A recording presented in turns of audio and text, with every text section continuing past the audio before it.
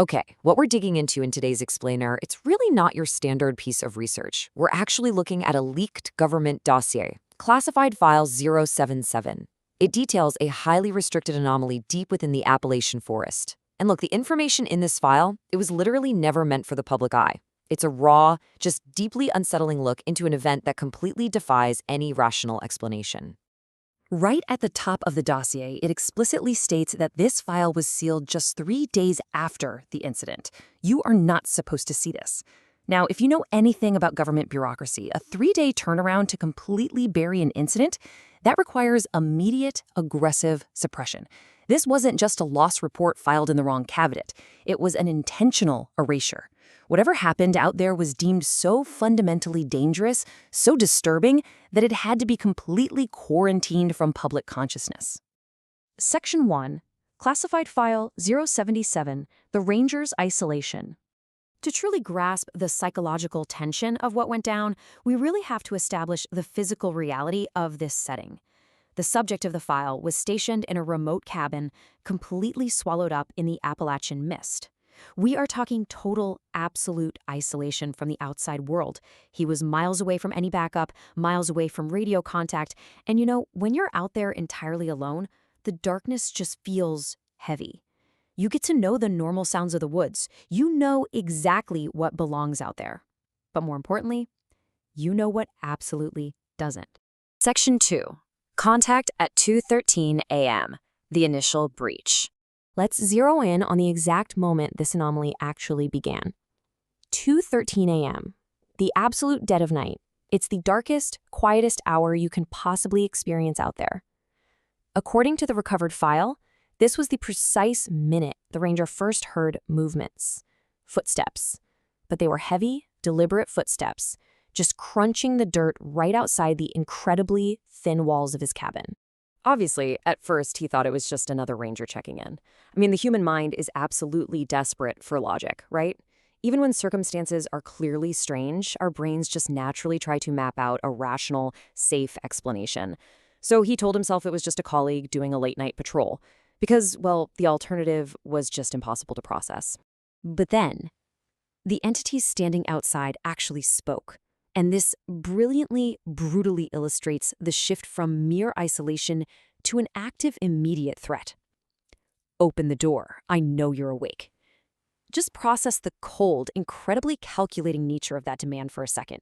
It wasn't a request for help from a lost hiker. It wasn't a friendly greeting. It was a pure assertion of dominance. Whatever was out there knew he was inside, and it was just waiting. But here's the real question that breaks this whole case wide open. Who was speaking? If he was literally the only ranger scheduled for a 50-mile radius, whose voice was cutting through the fog at 2:13 in the morning? This is the exact moment the file crosses over from a simple trespassing incident into something completely unexplainable. The voice outside the cabin sounded exactly like him. This is the crucial point where the psychological horror really takes root in this dossier. It wasn't a stranger's voice. It wasn't some weird animal mimicking human speech. It was a perfect, flawless replica of the ranger's own vocal cords. Imagine standing in a locked, dimly lit room, knowing you were absolutely alone, and suddenly hearing your own voice politely asking you from the darkness outside to open the door. The entity had somehow stolen his reflection, not in a mirror, but in sound.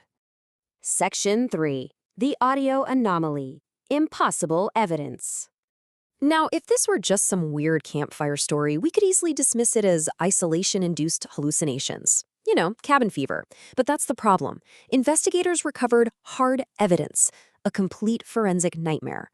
They pulled the continuous audio from the cabin's standard security recorder, and the anomaly they captured lasted for exactly 17 seconds. Now, 17 seconds might sound super brief to you right now, but try silently counting to 17 in your head. When you are trapped being actively hunted by something wearing your own voice, 17 seconds is an absolute eternity of pure, concentrated dread. A clinical breakdown of that audio tape reveals the true scale of the horror here. They labeled them. Subject 1, the ranger inside the cabin. Subject 2, the unknown entity outside. FBI audio analysts confirmed that both possess completely identical voice signatures. We're talking pitch, cadence, resonance. A literally 100% match.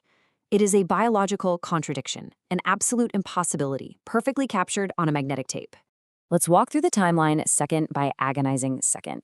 At 0 seconds, the terrified ranger speaks, demanding identification. At 5 seconds, the entity replies in the ranger's exact voice. But the most deeply disturbing piece of data occurs at the 12-second mark. The voices overlap. They are speaking simultaneously. This definitively, scientifically proves it wasn't a recording, a playback, or weird echo. It was an active, highly intelligent entity standing right outside the door, holding a real-time, fluid conversation using the victim's own voice. And then, at 17 seconds, the recording just abruptly ends. Section 4. The final report. Quarantine protocol. We really need to look at the immediate aftermath of this anomaly. Because the ranger did actually survive that night, but he permanently refused to ever return to the forest. Really think about what that means.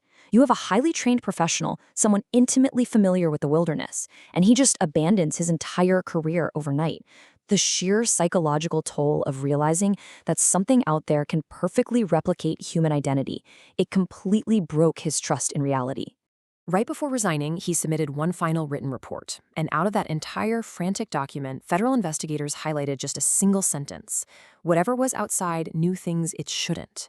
It wasn't just parroting random sounds it heard. It was actively using his voice to speak secrets, specific memories, or personal truths that only he should possibly possess. The mimicry wasn't just physical, it was cognitive. Whatever was out there, it had breached his mind. And honestly, that is exactly why this case was sealed completely just 3 days later. Classified. The authorities didn't launch an investigation to find a rare animal. They quarantined the information. They immediately recognized a threat they couldn't even begin to define, a predator deep in the Appalachian woods that hunts by pretending to be us. So they closed the file, packed up that 17-second audio tape, and just acted as if the entity simply didn't exist. But the terrifying truth is, it does exist. This dossier is real, and the Appalachian forest remains vast, isolated, and incredibly dark. So the ultimate takeaway from classified file 077 isn't just about some leaked government cover-up. It's a fundamental rule of human survival that we now know the government is actively trying to hide from us. If you are ever deep in the woods, wrapped in the total isolation of the night, and you hear your own voice calling to you from the darkness, do not open the door.